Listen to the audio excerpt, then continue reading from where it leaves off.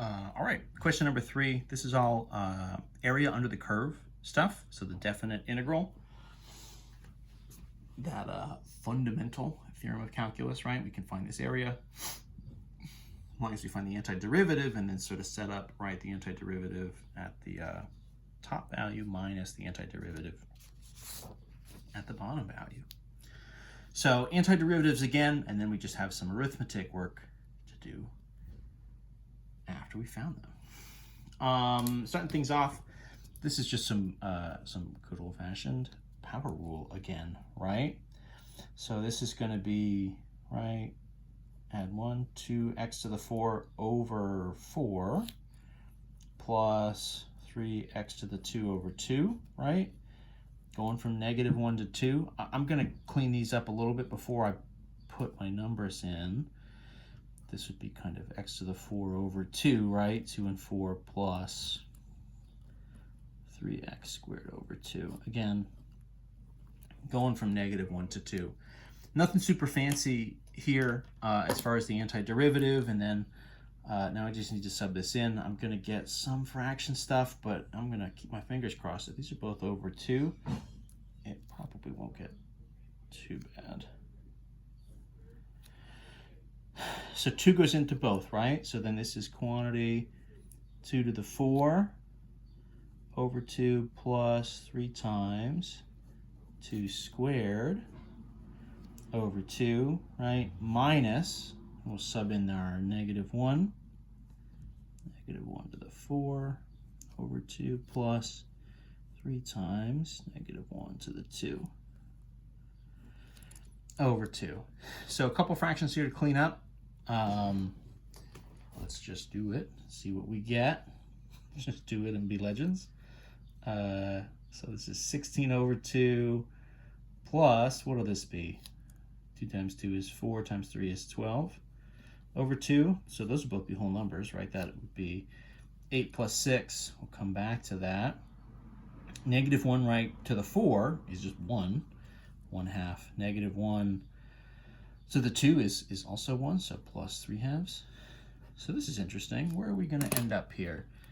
So this is, right, 8 plus 6, so that's 14 minus, well, 1 plus 3, right? That would be, this would be 4 over 2, right, altogether, which would be 2. So 14 minus 2. So it looks like our area here under this curve is going to be 12. Fair enough. I wasn't designing these to hit any particular kind of area. I think that function would be positive over that interval, so seems reasonable to me. What else have we got? It won't be totally positive actually, but it looks like it'll be more positive, so that's enough. The interval from 0 to pi over 2. So the interval here looks very trig-y, right? It looks very radians. I'm dealing with 2 times sine of x times what? E to the cosine x. Oops. Cosine x dx. That looks a little sloppy, but I think you guys know what I mean.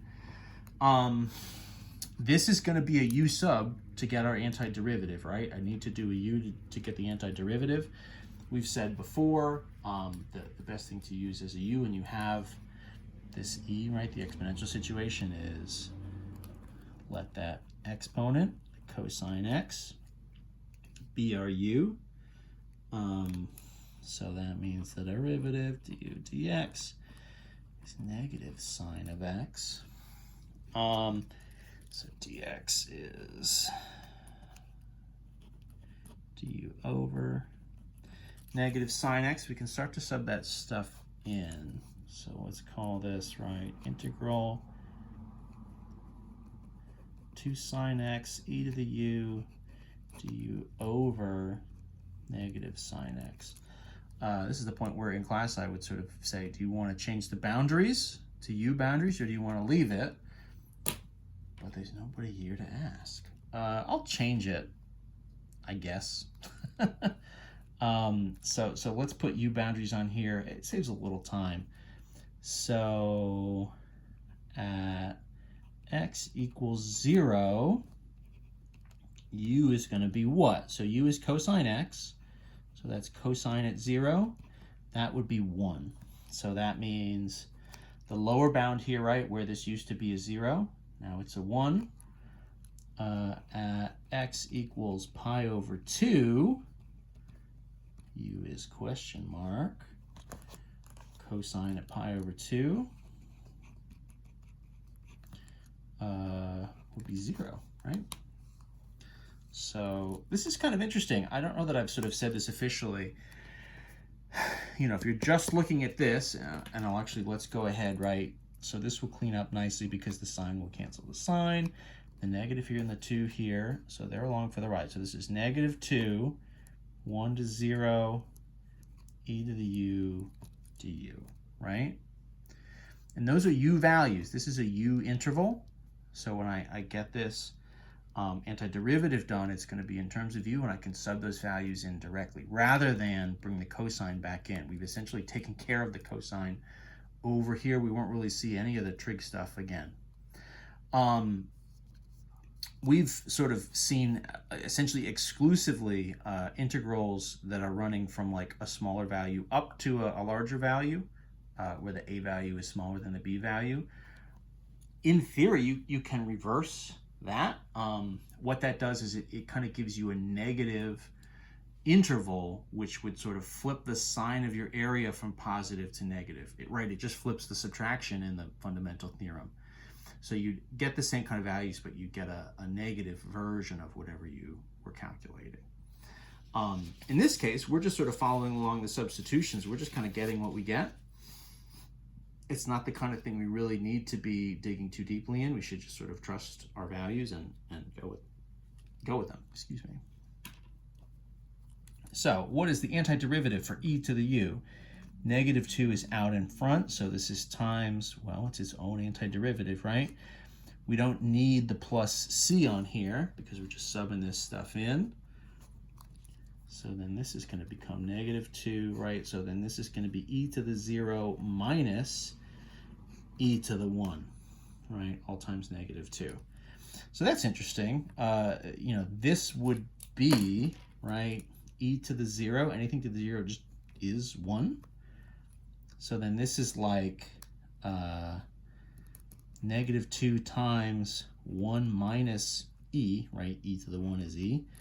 Boy, is there a better way to write that? I don't know. -2, I guess, plus 2 times z. I guess that would sort of be the final value there. That would be positive, which, gosh, I mean, the original thing we ended up with, I don't know, I couldn't tell you off the top of my head exactly what that curve is going to look like anyway. Both, you know, in that first quadrant, both sine and cosine are positive, so everything there should be positive. So getting a positive answer here makes sense. But we don't have to go in too deep to figure out, you know, what's the decimal version of this. That's fine. We'll leave this just as is. So that's 3B from the practice. We've got C and D to go. I'm going to pause this video here. We'll do parts C and D in the next one.